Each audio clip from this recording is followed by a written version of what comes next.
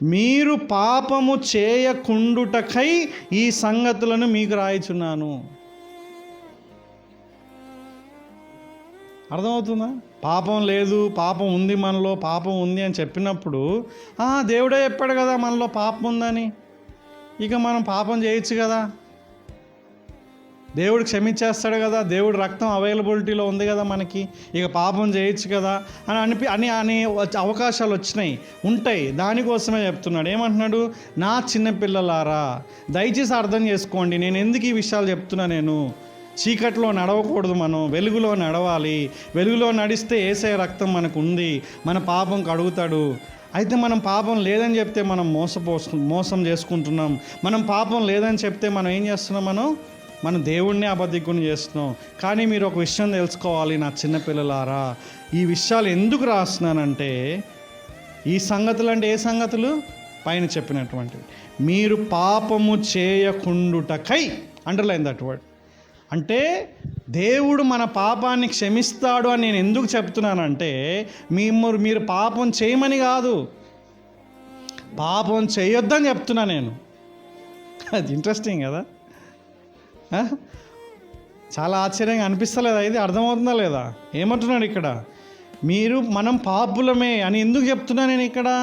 మనం పాపం చేయమని చెప్పడం లేదు, ఇక్కడ పాపం చేయొద్దని చెప్తున్నా. అయితే ఎందుకు చెప్తున్నాడంటే నెక్స్ట్ ఇక్కడ మనకు కనిపిస్తుంది. ఎవడైనను అంటే ఒకవేళ, ఇది అర్థం అన్నమాట. పొరపాటున ఓటమిలో పాప స్వభావంతో పోరాడుతూ మనం పడిపోతే, ఎవడైనను పాపం చేసిన ఎడల, చూసారా ఇక్కడ ఎవడైనను అంటే అర్థమేంటి? ఇక్కడ విశ్వాసుల గురించి మాట్లాడుతున్నాడు. ఎవడైనను పాపం చేసిన ఎడల నీతిమంతుడైన యేసు క్రీస్తు అని ఉత్తరవాది తండ్రి యొద్ద మనకున్నాడు. గట్టిగా హల్లెలూయా చెప్పాలి ఇప్పుడు మనం.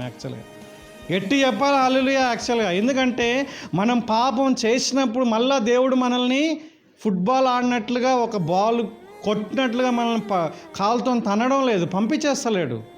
ఏం చేస్తున్నాడు? ఇప్పుడు మనల్ని మళ్ళా ఆయన క్షమిస్తున్నాడు. ఎట్లాగా? క్రీస్తు ద్వారా. యేసు క్రీస్తు మన యొక్క ఉత్తరవాది.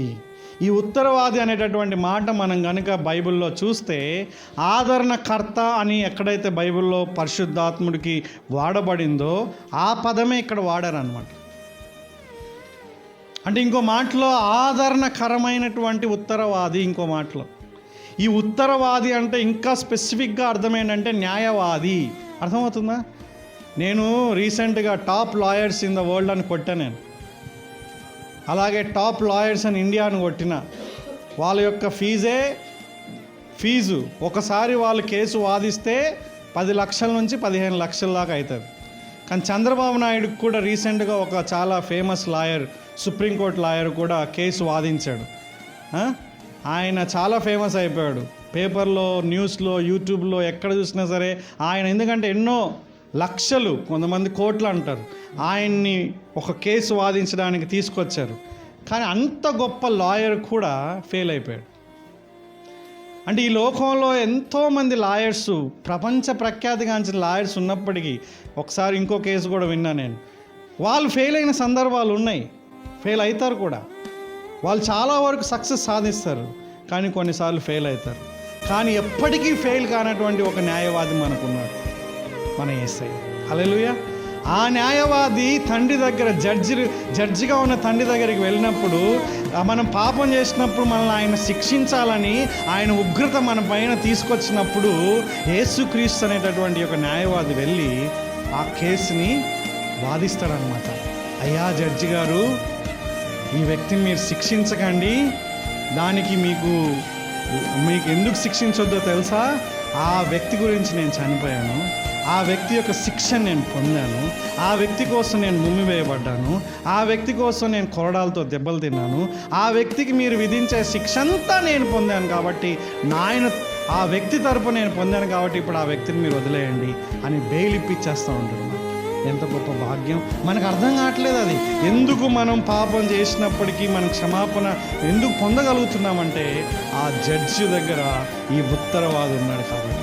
యేసుక్రీస్తు నీ యొక్క, నా యొక్క ఆధారకరమైనటువంటి ఉత్తరవాది, న్యాయవాది. హల్లెలూయా. ఎప్పుడది? పాపపు జీవిత విధానంలో కొనసాగితే కాదు. నువ్వు పాపపు జీవిత విధానంలో కొనసాగితే నీకు నా గురించి ఆయన ఏమి న్యాయవాదిగా ఉండడు. ఆయనే తీర్పరిగా ఉండి శిక్షిస్తాడు. తెలుసా మీకు?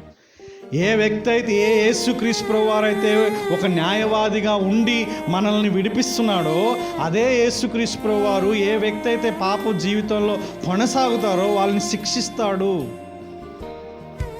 ఈ న్యాయవాది తీర్పరిగా అయిపోతాడు, జడ్జిగా అయిపోతాడు. తెలుసని ఈ పాపపు లోకంలో మనం పోరాడుతూ జీవించలేక కష్టపడినప్పుడు దేవుడు మనల్ని పట్టుకొని పైకి లేపుతూ ఉంటాడు. నువ్వు ఎంత పోరాడుతుంటే దేవుడు నిన్ను అట్లా పైకి లేపుతూనే ఉంటాడు. తెలుసా అండి? అది ఆదరిస్తూనే ఉంటాడు. ఆయన మన ఆదరణకర్త. తోసేటప్పటికి కూడా. కానీ నువ్వు కనుక రాజీపడి ఉద్దేశపూర్వకంగా డెలిబరేట్గా పాపంలో కొనసాగితే మటుకు ఆయనే తీర్పు తీరుస్తాడు. ఈ రెండు విషయాలను ఎప్పుడు మర్చిపోవాలి.